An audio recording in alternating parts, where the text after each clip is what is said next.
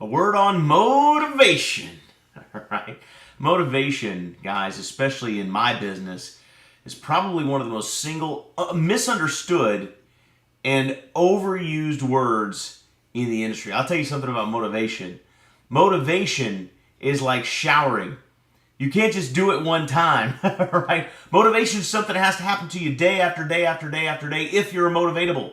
If you're the kind of person that gets real excited when someone's motivating them and then goes the complete opposite direction when somebody around them is maybe negative about whatever it was they were motivated about. You see, what you and I have to do as achievers, as self-motivated individuals, is we have to be able to separate our feelings of excitement or enthusiasm or energy that we're going to put towards something. We have to be able to separate our feelings of excitement and enthusiasm from the outside influences of other people's opinions and other people's motivation on us. See, I talk to people all the time in our business like, oh, Brian, I can't wait for that new compensation plan to come out. I'm going to be really motivated then. And I'm thinking, well, maybe for 5 minutes or a day. But until you begin to motivate yourself from within, you see, then you're affected and influenced by the motivational factors outside yourself, which makes you like a reed in the wind. You go in whichever way the wind is blowing.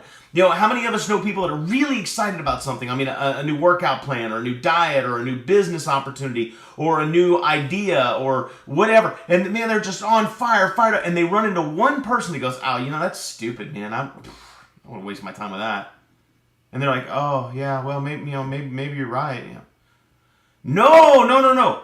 Guys, as achievers, as self-motivated individuals, we have to be more concerned with what we think than what anybody else thinks about things that we're engaged with, our dreams, our goals, the things that we're going after. You see, we have to be unwavering in our commitment to our goals and into the things that we want to achieve. And we do that by understanding that motivation, as fancy a word as it is, and as great as it sounds, and as good as it makes you feel, is completely irrelevant when it comes down to doing what is necessary to achieve your goals. See, we as winners, we do what needs to be done whether we feel like it or we don't. And what motivation really comes down to is when you're motivated, it means you're feeling like doing whatever it is you should be doing to reach your goals. You are motivated. Something has put you into motion or into action. I would attest that as achievers, we must put ourselves into action regardless of how we feel. And you'll find that when it comes to winners versus those that don't win, winners are the ones that understand that motivation usually follows action.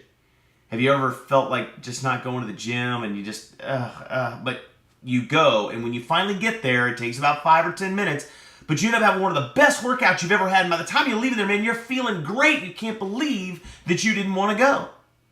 See, that is an example of motivation following action.